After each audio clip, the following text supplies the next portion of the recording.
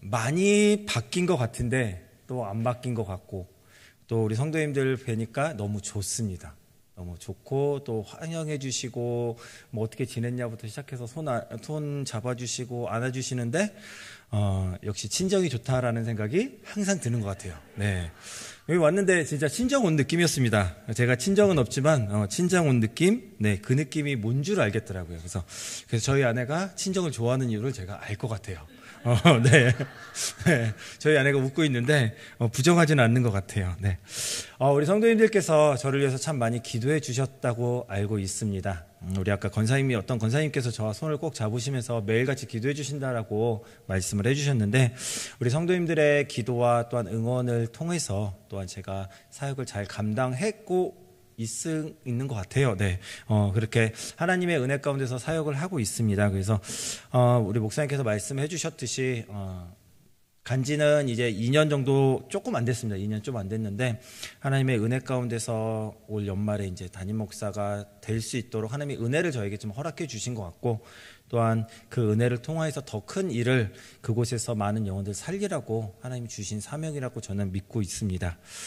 우리 성도님들 많이 감사하고, 기도해 주셔서 많이 감사하고, 또 부탁드리겠습니다. 많이 기도해 주시고 또 많이 응원해 주시면 감사하겠습니다. 네. 저희 칠레에서 생활은 잘 지내고 있습니다. 한마디로 말씀드리고 그냥 진짜 잘 지내고 있습니다. 아이들도 적응 굉장히 잘했고요. 그래서 저희 집에 막내 아이가 스페인어 제일 잘합니다. 저희 집에서. 네. 저희 집에서 막내가 스페인어 제일 잘하고 제가 제일 못합니다. 네, 저는 스페인어랑 안 친한 것 같아요. 그래서 다른 언어를 잘하는 것도 아니지만 그렇고요. 또 아이들이 학교나 어린이집이나 이런 데 가서도 아이들이 처음에는 좀 많이 힘들어했습니다. 우리 하늘이가 학교에 갔다 와서 그런 얘기를 하더라고요. 아빠, 친구들한테 뭘 물어보는데 친구들이 대답을 안 해줘 이라고 얘기를 하더라고요. 그래서 저희는 알았죠. 네가 한국어로 하니까 안 되지, 당연히.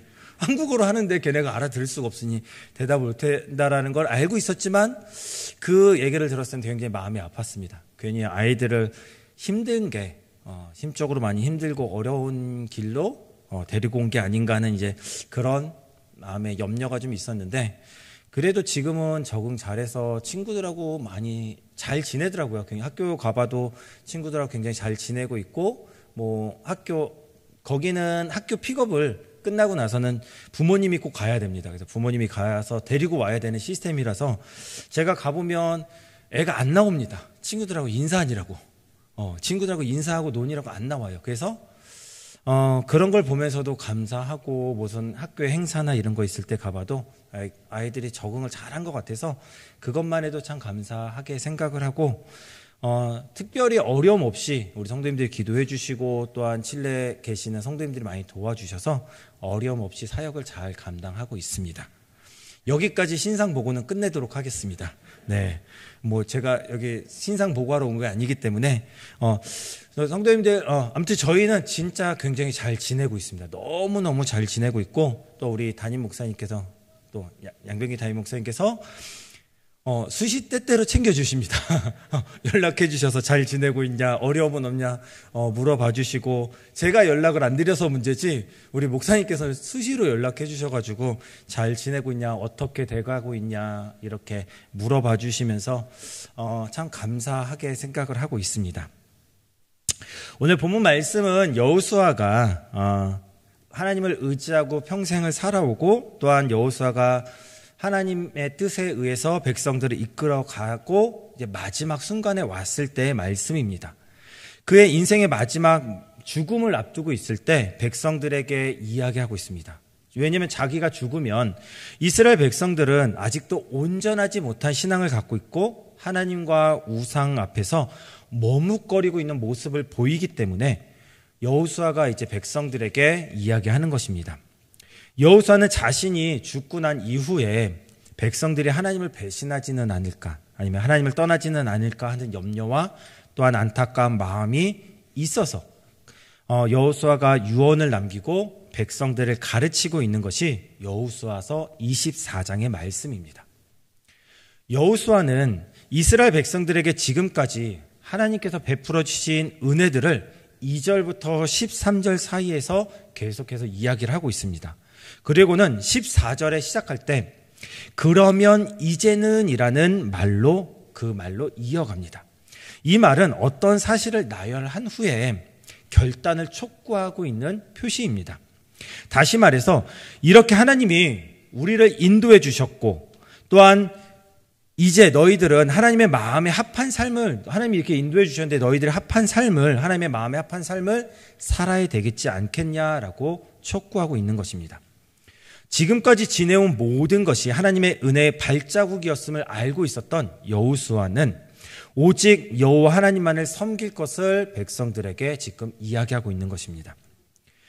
여기서 14절에 온전함과 진실함이라고 이야기를 하고 있습니다. 온전함과 진실함으로 하나님을 섬기라고 합니다. 여기서 온전함이라는 것은 순수함을 의미하고 있고요.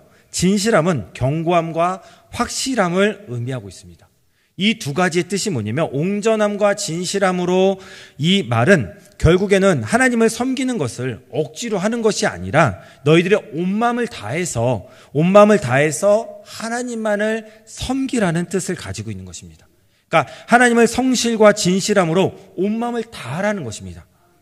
여호수아는 이방의 우상이냐 아니면 여호와 하나님이냐를 확실하게 결정하라는 것입니다.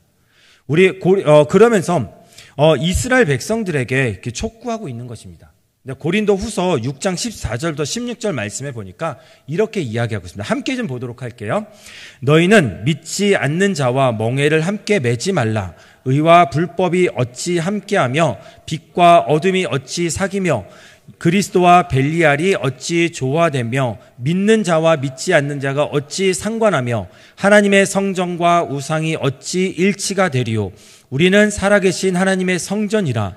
이와 같이 하나님께서 이르시되 내가 그들 가운데 거하며 두루 행하여 나는 그들의 하나님이 되고 그들은 나의 백성이 되리라. 아멘. 우리 사랑하는 우리 성천교회 우리 성도님들, 우리 사랑하는 성도님들의 신앙에 있어서 우리 신앙은 회색 지대란 없습니다. 중간은 없습니다. 열왕기상 18장 21절에 보니까 엘리야가 모든 백성에게 가까이 나와 이르되 너희가 어느 때까지 둘 사이에 머뭇하려느냐. 여호와가 만일 하나님이면 그를 따르고 바알이 만일 하나님이면 그를 따를지니라 하니 백성이 말 한마디도 대답하지 아니하니라 라고 얘기하고 있습니다. 물론 양쪽을 다 선택할 수도 없습니다. 신앙은 양쪽을 선택하는 게 없습니다. 예수님께서는 마태복음 6장 24절에 또 이렇게 말씀하셨습니다. 한 사람이 두 주인을 섬기지 못할 것이니 혹 이를 미워하고 저를 사랑하거나 혹 이를 중히 여기고 저를 경히 여김이라. 너희가 하나님과 재물을 겸하여 섬기지 못하느니라. 아멘. 사랑하는 성도님들, 하나님을 섬긴다라고 이야기하는 것은 모든 우상을 버렸다라는 뜻입니다. 우상을 섬긴다면 하나님을 부정하고 있는 것입니다. 그런데 예수 믿는 사람 중에 아직도 정확하지 않은 회색 신앙인들이 우리에게는 존재한다라는 것입니다. 우리 성천교회는 없을 거라 믿습니다. 네, 아멘이 생각보다 약하셨습니다. 네, 이러시면 안 됩니다. 네, 회색 지대는 없습니다. 중간은 없습니다.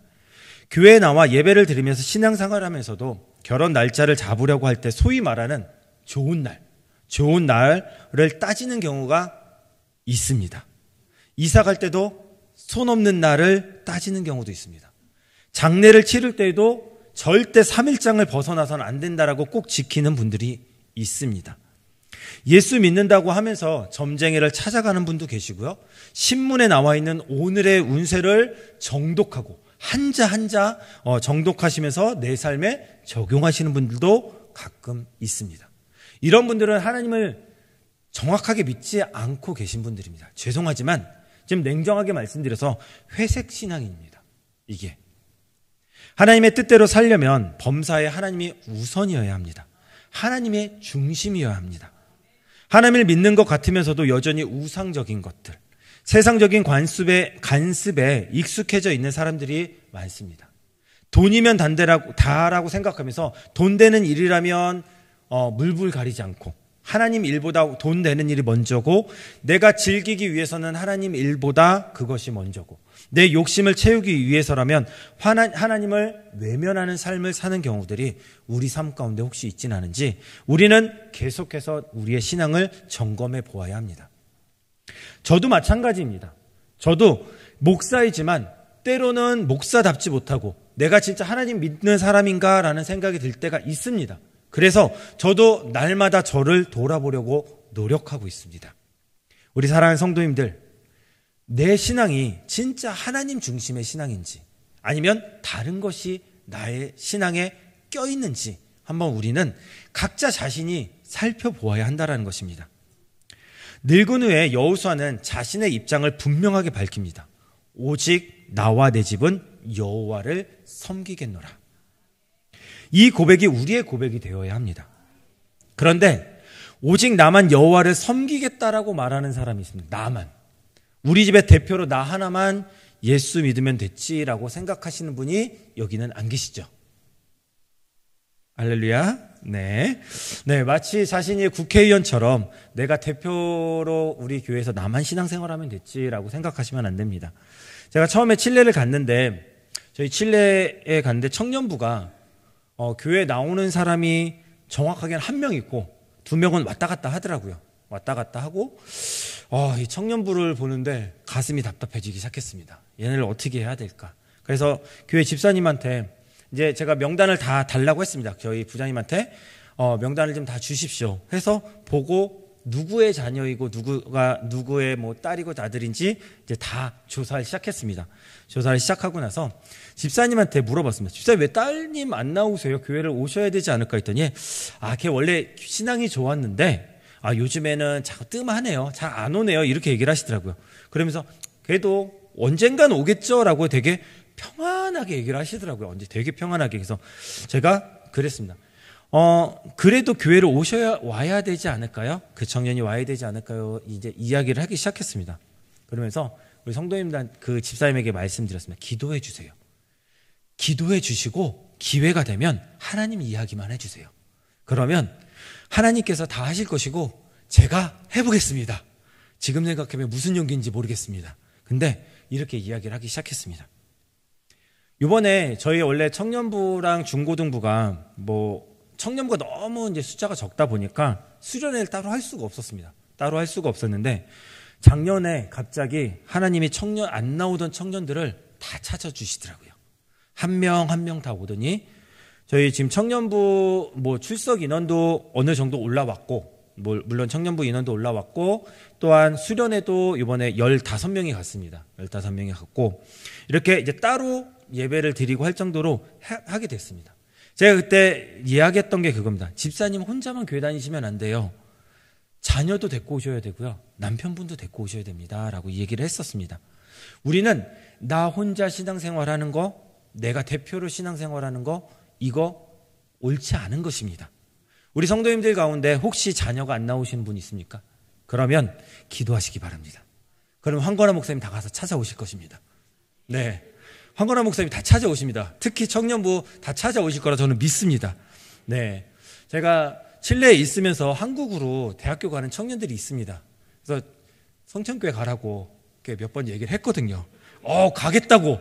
목사님이 가라면 그 교회 가겠습니다 했는데 출국하기 직전에 자꾸 바꾸더라고요, 아이들이. 자기 아는 오빠 있는 교회로 가고, 제가 그래서 낙심이 되고, 하지만 끝까지 포기하지 않습니다.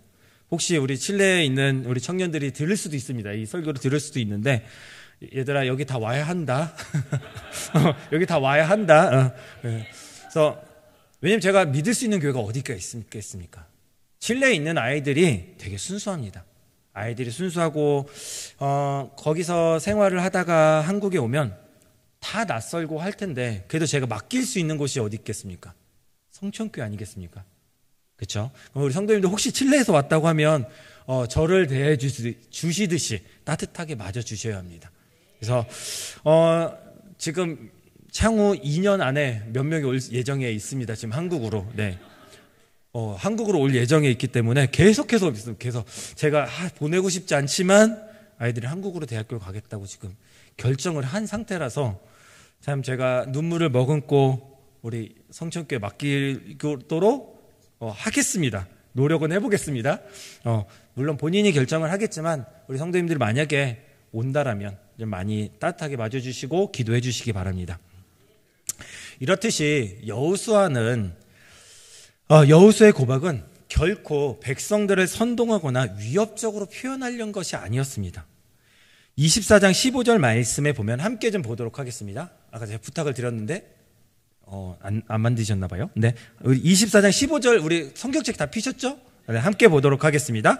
만일 여호와를 섬기는 것이 너희에게 좋지 않게 보이거든 너희 조상들이 강 저쪽에서 섬기던 신들이든지 또는 너희가 거주하는 땅에 있는 아모리 족속의 신들이든지 너희가 섬길 자를 오늘 택하라. 나와 내 집은 여호와를 섬기겠노라 하니. 아멘. 사랑하는 성도님들, 이 말씀은 여러 신 중에 하나를 선택하라는 것이 아닙니다. 부처를 선택할래, 아니면 다른 이슬람을 선택할래, 이런 너희들이 여러 가지를 선택하라는 게 아닙니다. 내가 하나님만을 섬기겠다고 한 것처럼 너희들도 분명한 의지를 가지고 자신의 신앙을 확실하게 표현하라는 것입니다. 이것은 확신에 찬 여호수아의 선언입니다. 자신의 전 생애를 통해 경험한 하나님에 대한 신앙 고백입니다. 우리의 신앙 고백은 하나님과의 관계를 형성하는 것입니다. 우리가 사도신경을 하고 주기도문을 하고 이런 신앙 고백을 하는 것이 그냥 하는 것이 아니라는 것입니다. 또한 우리 성천교회 비전선언문을 하는 것도 역시 마찬가지로 그냥 하는 게 아니라는 것입니다. 이거는 나의 신앙 고백이어야 되는 것입니다. 로마서 10장 10절에 보면은 사람이 마음으로 믿어 의에 이르고 입으로 시인하여 구원에 이르느니라 라고 말하고 있습니다. 입으로 표현하는 것이 그 사람의 속마음을 다 드러내고 있는 것입니다. 그러므로 고백을 드러냄이 이처럼 중요한 것입니다. 우리도 하나님의 자녀인 것을 신앙생활하는 사람임을 우리는 어느 자리에 있든지 정확하게 드러내야 됩니다. 드러내는 것이 바른 우리의 믿음입니다. 부부가 길을 가다가 아는 사람을 만났을 때 제가 저희 아내를 만약에 이분 누구세요? 라고 물으면 우리 집사람이에요 라고 얘기하는 게 맞겠죠? 아닌가요? 맞잖아요. 이게 맞는 거잖아요. 저희 집사람입니다 이렇게 얘기하는 게. 근데 아는 아줌마예요 이렇게 소개하면 될까요? 그러면 저는 집에 가서 그날 죽죠. 네, 맞습니다. 엄마와 아들이 그 길을 걸어가다가 친구를 만났을 때 아들이 엄마를 소개를 할 때 우리 어머니셔라고 소개하는 게 맞지 한 집에 사는 아줌마야라고 얘기하면 될까요? 아니죠. 그거는 바른 신앙 고백이 아니라는 거예요. 바른 고백이 아니고 바른 소개가 아닌 것처럼 우리들도 마찬가지입니다. 우리들도 바르게 하나님을 소개해야 됩니다. 내가 하나님을 믿는 사람인 걸, 내가 예수 믿는 사람인 것을 드러내는 것이 바른 신앙인 것입니다. 혹시 누가 알까봐 벌벌 떨고 내가 신앙생활을 하는 것을 내가 믿음 있는 사람인 것을 알면 나에게 불이익이 올까봐 벌벌 떨면 그것이 바른 신앙이 아니라는 것입니다. 하나님을 믿는 것, 신앙생활하는 사람임을 우리는 날마다 드러내야 합니다. 어느 자리에 있든지. 하나님을 섬긴다라는 여호수아의 말에 백성들이 뭐라고 고백을 하면 16절에 백성이 대답하여 이르되 우리가 결탄코 여호와를 버리고 다른 신들을 섬기기를 하지 아니하오리니라고 고백을 하고 있습니다. 절대로 그런 일이 없다라는 것입니다. 우리가 다른 신을 섬긴다니 말도 되지 않습니다. 우리는 하나님만 섬기겠습니다라고 이스라엘 백성들이 고백을 하고 있습니다. 우상숭배에 빠지지 않고 오직 여호와만을 섬기겠다라고 굳게 선택하고 굳게 다짐하고 있는 것입니다. 이런 고백이, 이런 선택이 우리 성도님들에게 있어야 하는 것입니다. 사실 우리의 인생을 보면은 선택의 연속입니다. 그렇죠? 어떤 것을 선택할지가 인생의 길목마다 계속 있습니다. 이것이 우리가 어떤 선택을 하느냐가 미래를 결정하게 됩니다. 우리 목사님이 조금 전에도 말씀하셨듯이 진짜 많이 저에게 권면하셨습니다. 칠레 안 가면 안 되겠니라고. 목사님 칠레 가지 말고 한국에 있어 라고 저한테 많이 얘기하셨습니다. 근데 어쨌든 그 순간에 선택을 해야 했습니다. 저는 선택을 해서 지금 칠레를 가게 된 것입니다. 이게 저의 미래를 결정한 것이었습니다. 여호수아가 촉구한 하나님을 선택할 것이냐 아니면 우상을 택할 것이냐 하는 문제는 천국을 택할 것이냐 아니면 지옥을 택할 것이냐의 문제입니다. 또한 사는 길을 택할래 아니면 죽는 길을 택할래 하는 굉장히 중요한 문제입니다. 이것도 저것도 아닌 것, 애매모호한 것은 하나님의 편에 속한 것이 사실 아닙니다.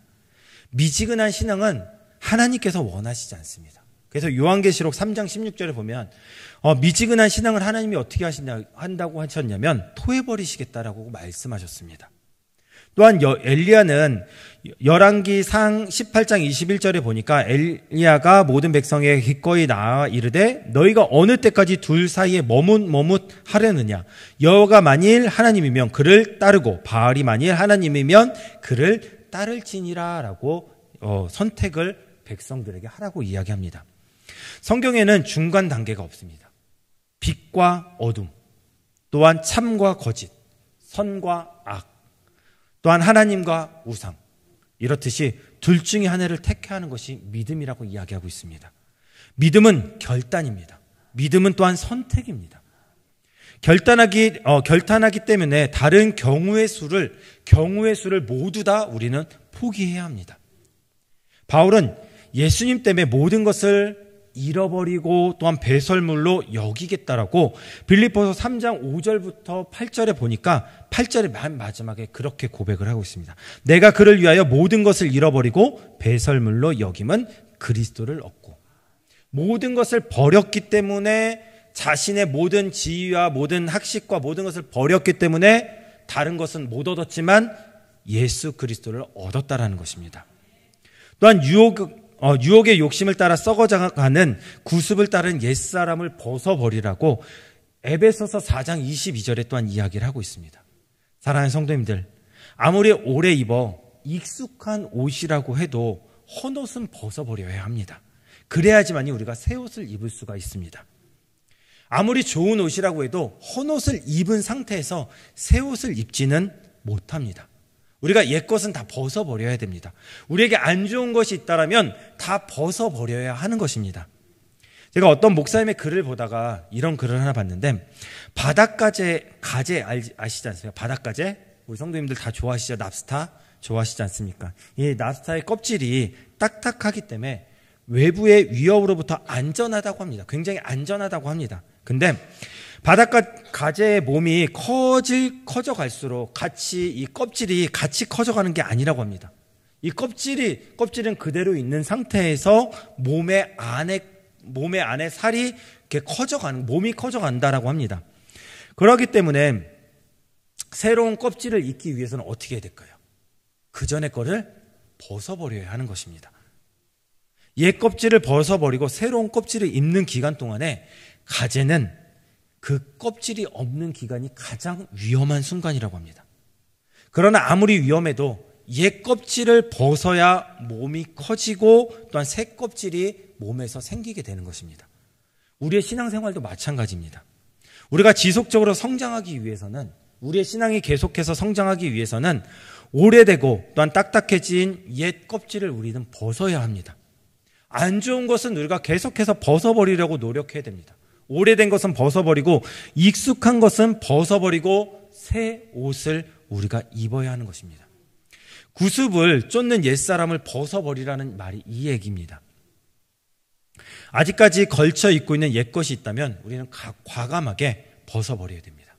매미가 군뱅이로 살던 껍질을 벗어버릴 때, 그때 그 껍질에서 나왔을 때 매미로 살아갈 수 있듯이, 날 수 있듯이 우리도 마찬가지입니다. 그 껍질이 옛것이 아무리 좋다 해도 어중간하게 거기에 우리가 있어서는 안 된다는 것입니다. 옛것은 벗어버리고 안 좋은 것은 우리가 벗고 새로운 것을 우리가 입고 나아가야 하는 것입니다. 우리에게는 아까도 계속해서 말씀을 드리고 있지만 중간지대는 없습니다. 우리가 중간지대에서 살 수는 없습니다. 선택하여 한 곳에서 살아가야 하는 것입니다. 적당하게 신앙생활을 하다 보면은 교회 안에서나 밖에서나 우리의 몸둘 곳이 없어집니다. 우리가 신앙생활에서 몸둘 곳이 없어지게 되는 신앙이 돼버립니다. 그래서 어설프게 신앙생활을 하다 보면은 우리가 더 외로워지게 됩니다. 찬송가 586장에 보니까 이런 가사가 있더라고요. 어느 민족 누구에게나 결단할 때가 있나니 참과 거짓 싸울 때에 어느 편에 설 것인가. 주가 주신 새 목표가 우리 앞에 보이니 빛과 어둠 사이에서 선택하며 살리라 라고 하고 있습니다. 성도란 선택에 있어서 분명한 사람입니다. 예수 믿고 내가 성도라고 생각한다라면, 성도로 하나님 앞에 부름 받았다라면 우리는 분명하게 살아가야 하는 것입니다. 다윗이 명확하게 신앙 고백을 시편 57편 7절에 이렇게 고백을 하고 있습니다. 하나님이여 내 마음이 확정되고 내 마음이 확정되었사오니 내가 노래하고 내가 찬송하리이다 라고 다윗이 고백하고 있듯이 우리의 고백이 되어야 합니다. 이스라엘 백성이 오직 여호와만을 섬기겠다라고 굳게 다짐했지만은 여호수아는 이스라엘 백성들의 인간적인 연약함을 너무나도 잘 알고 있었습니다. 그래서 24장 19절에 보니까 그는 거룩하신 하나님이요 질투하시는 하나님이시니라고 강한 어조로 그들의 신앙을 철저하게 재무장을 시키고 있습니다. 하나님은 구별되셨습니다. 우리와는 다른 하나님이시고, 그리고 예수 믿는 우리가 다른 신을 섬기는 것을 하나님께서는 절대로 허락하시지 않습니다. 완전한 사랑을 요구하시는 하나님은 질투하는 하나님이십니다. 믿으십니까? 이스라엘 백성이 하나님을 버리고 다른 신을 섬기는 것을 하나님께서 용납하실까요? 용납하시지 않습니다. 절대로 그냥 두고 보지 않으십니다. 우리 성도님들도 마찬가지입니다. 우리 성도님들이 하나님이 부르신 하나님의 자녀라면 우리 성도님들이 다른 신을 섬기는 거 하나님이 그냥 두시지 않습니다. 반드시 찾아오십니다. 반드시 찾아오신다라는 걸 꼭 기억하시기 바랍니다. 그러면서 여호수아는 20절에 너희를 멸하시리라 라고까지 얘기하고 있습니다. 너희가 다른 신을 섬기면 하나님이 너희를 멸하실 거라고 어찌 보면 굉장히 무섭게 이야기하고 있습니다. 하나님이 얼마나 우리를 사랑하십니까? 하나님이 우리를 얼마나 사랑하셨으면 그 독생자 예수 그리스도까지 내어주셔서 우리를 구원하셨습니까? 그런데 그렇게 우리를 사랑하신 하나님께서 하나님을 배신하고 하나님이 아닌 다른 신을 섬기게 되면 하나님이 우리를 멸하신다라는 이 말을 우리는 그냥 허투루 들어서는 안 되는 것입니다. 제가 이 본문 말씀을 사실은 저희 중고등부 수련회 때도 이 본문을 가지고 우리 아이들에게 맞게끔 재해석해서 이야기를 했었고 청년부에도 똑같이 했었습니다. 아이들에게 이야기했습니다. 얘들아, 칠레라는 곳이, 성도님들, 칠레라는 곳이 굉장히 아이들이 부유하게 자랍니다. 우리 성도님들이 생각하시는 것 이상으로 되게 잘 삽니다. 아이들이 굉장히 잘 살다 보니까 놀러 가는 것들도 굉장히 아이들에게 쉽고요. 또한 자신들이 원하는 거 부모님들이 다 채워주십니다. 진짜 다 채워주시고 비싼 학교 다니는 아이들은 한국에 매달 300, 400 되는 그런 학교 아이들 보내는 부모님들도 많이 계시고요. 굉장히 생각보다 한인들이 잘 삽니다. 그러다 보니까 아이들이 절실함은 없습니다. 예수님을 내가 왜 믿어야 되는지 이런 절실함이 없어서 아이들에게 계속해서 이런 설교를 제가 계속하고 있습니다. 얘들아, 제대로 믿어야 돼. 얘들아, 제대로 신앙생활 해야 돼. 너희들 지금 이렇게 신앙생활하면 안 돼. 제가 계속해서 근 2024년 하반기서부터 시작해서 지금까지 계속해서 이런 설교를 하고, 이 주제로 계속 설교를 하고 있습니다. 지금 저희 아이들이, 그러니까 칠레에 있는 아이들이 그러다 보니까 조금씩 계속 바뀌어가고 있습니다. 우리 아이들이 바뀌어가는 모습을 보면서 그 모습이 저에게는 굉장히 힘이 됩니다. 근데 그 아이들을 성천교회로 보내야 된다라는 마음이 제가 참, 제가 훈련 잘 시켜서 보내겠습니다. 아이들이, 근데 우리 성도님들도 마찬가지입니다. 내가 애들도 아닌데 이런 설교를 할까? 왜 이런 설교를 들어야 돼? 난 신앙생활 잘하는데 잘하고 계십니다. 우리 성도님들. 오후 예배 이 시간에 나오시는 정도면 굉장한 믿음이 있으신 거라 저는 믿습니다. 아멘 하셔야 됩니다. 이럴 때 아멘 하시는 게 맞는 겁니다. 네. 그래서 그렇기 때문에 우리는 하지만 날마다 내 신앙을 계속 점검해야 합니다. 내 신앙을 점검하지 않으면 안 됩니다. 목사라고 구원받을까요? 아닙니다. 저도 그래서 매일같이 매일같이 제 신앙을 점검하고 저희 아내한테 매일같이 잔소리 듣습니다. 진짜 매일같이 듣습니다. 목사님 왜 그러세요? 목사님 왜 그러세요? 저한테 맨날 그렇습니다. 그건 아니잖아요. 목사님답지 않아요. 막 계속 얘기합니다. 그래서 죄송합니다 하고 저 도망갑니다 이제. 왜냐면 더 있으면 혼나니까, 계속 혼나니까. 그런데 우리 성도님들, 제가 드리고 싶은 말씀은 그겁니다.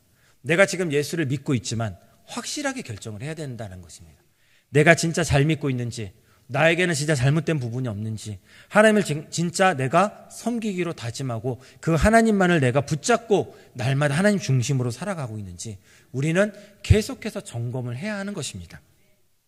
이스라엘 백성이 여호와를 섬기겠다라고 맹세하고 25절에 그날에 여호수아가 세겜에서 백성과 더불어 언약을 맺고라고 이야기를 하고 있습니다. 언약을 맺는다라는 말을 직역하면 언약을 자른다라는 뜻을 가지고 있습니다. 이스라엘 백성이 언약을 체결할 때 양이나 송아지 같은 짐승을 잡아서 죽입니다. 그리고 그것을 반으로 가르고 언약을 맺은 두 사람이 그거를 건너가게 됩니다. 이거 저희 담임 목사님이 많이 설교하셨습니다. 그랬듯이 이와 같이 짐승을 쪼개놓는 이유는 무엇이냐면, 쪼개진 짐승처럼 이 약속을 지키지 않으면 이렇게 똑같이 쪼개져서 죽게 된다라는 것을 상징적으로 지금 이야기하고 있는 것입니다. 여호수아는 그 모든 말씀을 하나님의 율법책에 기록하고 큰 돌을 취하여 여호와의 성소 곁 상수리 나무 아래에 기념비를 세웠다라고 이야기를 하고 있습니다. 여호수아가 기념비를 세우고 그 돌로 증거가 될 것이라고 선언했습니다. 그러니까 이게 증거가 된다라는 것입니다. 만약 이스라엘 백성이 언약을 깨트릴 경우 그 돌들이 그들에게 증거가 되게 하기 위해서 이렇게 한 것입니다. 그리고 여호수아는 이 기념비가 말을 듣는 귀가 있는 것처럼 의인화해서 사람처럼 표현했습니다. 이 돌들이 들었습니다라고 이야기하고 있습니다. 여호수아는 기념비까지 세움으로써 이스라엘 백성이 하나님을 배반하지 않게 하기 위해 최대한 노력하고 있는 것입니다. 세상에는 수많은 약속들이 있습니다. 그러나 세상의 약속은 철저한 이행을 보장받을 수는 없습니다. 국가 간에는 어떻습니까? 이익이 되면 그 국가와 동맹을 맺지만 이익이 되지 않으면 그 국가와 그 동맹이 깨지게 되어 있습니다. 나라만 그렇습니까? 개인도 마찬가지입니다.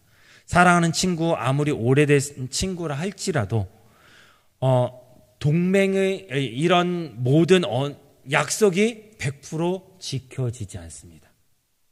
제일 사기 많이 당하는 게 친구 아닙니까? 오래된 친구나 이런 사람들에게. 또한 우리는 어떻습니까? 목사님 앞에서 서약하고 예수님 앞에서 우리가 또한 서약한 그 약속이 우리를 완벽하게 지키고 있습니까? 저는 항상 세례문답을 할 때 저에게 굉장히 많이 찔립니다. 세례문답 교육을 할 때 세례문답이 어떻습니까? 하나님의 복종할 것이냐, 교회의 진리에 복종할 것이냐 우리는 물어봅니다. 근데 우리는 손을 들고 아멘으로 다짐합니다. 하지만 나에게 이익이 되거나 내가 이익이 되지 않을 때 정말 목사님 말씀에 순종하고 하나님의 말씀에 순종하고 그렇게 우리가 살아가고 있느냐, 저는 제 자신에게 항상 물어봅니다. 2025년도 되시면서 우리 성도님들 다 직분을 아마 받으셨을 거예요. 그렇죠? 다 받으셨을 것입니다. 그 직분을 하나님 앞에 처음에 받으셨을 때 내가 진짜 잘 감당하겠다라고 약속하셨을 거예요. 약속하시고 그거 다짐하시고 하셨을 텐데 원래 3월쯤 되면 좀 이게 흐트러질 때가 됩니다. 성도님들, 흐트러지시면 안 됩니다. 이것도 하나님과 약속한 것입니다. 내가 원했든 원하지 않았든 하나님이 세우시고 그 앞에 내가 받기로 그 직분을 받고 내가 그 역할을 감당하기로 했다라면 그것은 하나님과 약속한 것입니다. 우리는 그렇습니다. 사랑하는 성도님들, 왜 우리가 약속을 지키지 못합니까? 왜 하나님의 뜻대로 살지 못합니까? 그것은 하나님의 살아계심을 우리가 전적으로 믿지 못하기 때문일 때가 있습니다. 하나님께서는 우리에게 상도 주시지만 벌도 주신다라는 것을 믿지 못하기 때문에 그렇습니다. 하나님을 그냥 무조건 사랑의 하나님으로만 우리는 인식하고 살기 때문에 그렇습니다. 우리가 예수님을 믿을 때 이미 하나님과 약속의 관계가 맺어진 것입니다. 하나님을 사랑하겠다라는 그 약속, 하나님의 말씀에 순종하겠다라는 그 약속, 그리고 주일이면 반드시 우리가 예배에 참석하겠다라는 그 약속. 하나님이 베풀어 주신 은혜를 잊지 않고 늘 감사하며 살겠다라는 그 약속, 형제를 사랑하고 용서하며 살겠다라는, 교회 안에서 사랑하겠다라는 그 약속 등, 우리는 이미 하나님과의 약속을 한 사람들입니다. 그 약속을 잘 지켜야 합니다. 여호수아가 이스라엘 백성들에게 명령한 것이 무엇입니까? 너희들 하나님과 약속을 하라는 것입니다. 그리고 명확하게 이제 하나님만 선택하고 섬기고 살겠다라고 선언하라는 것입니다. 사랑하는 성도님들, 우리 사랑하는 성도님들도 하나님만 선택하시기 바랍니다. 인생을 살아가면서 어떠한 수많은 이 선택의 순간들이 우리에게 찾아온다 할지라도 하나님만 선택하시기 바랍니다. 하나님만 선택하시고 하나님만 따르시고 하나님만 바라보시고 걸어가시면 우리 사랑하는 성도님들, 하나님께서 모든 길을 다 책임져 주십니다. 또한 목사님 말씀에 순종하시고, 또한 목사님께서 또한 우리 성도님들에게 말씀하시는 게 분명히 하나님의 말씀을 통해서 하시는 게 있습니다. 그러면 그 말씀이 내 마음에 들든 안 들든 먼저 순종해 보시기 바랍니다. 그리고 그것을 선택하시기 바랍니다. 우리 담임 목사님 참 잘생기시고, 제가 처음 저희 부임 설교할 때부터 우리 목사님 잘생기셨다고 제가 말했거든요. 지금도 그 생각합니다. 아까 오전에 처음 이렇게 설교를 들으면서 참 우리 목사님 잘생기셨다라는 생각을 했습니다. 나도 머리를 좀 저렇게 넘기고 왔어야 되나 하는 생각을 좀 했는데, 우리 목사님 참 잘생기시지만 중요한 것은 하나님 앞에 정말 바르게 가시기 위해서 굉장히 항상 노력하십니다. 그리고 우리 성도님들 너무 사랑하십니다. 너무 사랑하시고 잘 되기를 바라시고, 제가 칠레에 있을 때 광고를 들었습니다. 우리 목사님 금식 기도할 때마다 제가 광고를 다 듣더라고요. 우리 목사님, 우리 성도님들 위해서 금식 기도까지 하시는 우리 목사님 얼마나 좋으십니까? 그쵸? 네, 조금 더, 한 번 더, 아멘. 네, 우리 목사님 말씀에 순종하시기 바랍니다. 그러면 우리 성도님들에게 절대 불이익이 없습니다. 저는 믿습니다. 그래서 제가 우리 목사님 말에 다 순종하지는 못했지만, 우리 목사님, 근데 목사님께서 참 저를 이뻐해 주셨고, 아멘 해주세요. 네. 이뻐해 주셨고, 아껴주셨고, 지금도 많이 아껴주세요. 목사님께서. 진짜, 목사님이 그러시더라고요. 친동생처럼 생각하신다라고 얘기를 해주셨어요. 저한테. 저는 믿습니다.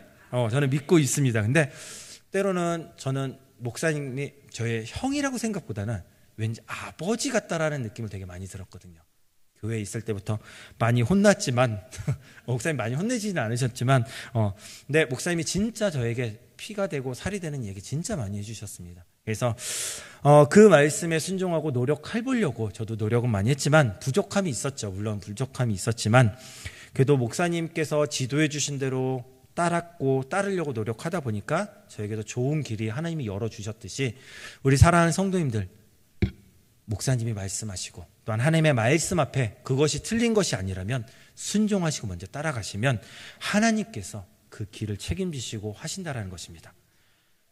말씀의 결론을 맺도록 하겠습니다. 사랑하는 성도님들, 옳은 선택하시기 바랍니다. 사는 길을 선택하시기 바랍니다. 그것은 하나님뿐이 없습니다. 하나님을 선택하시고 하나님께 영광이 되는 길, 그 길만 선택하시면 하나님께서 우리의 인생을 붙잡으시고 모든 것을 책임지신다라는 것을 꼭 기억하는 우리 사랑하는 성도님들 되시기를 간절히 소망합니다. 기도하도록 하겠습니다.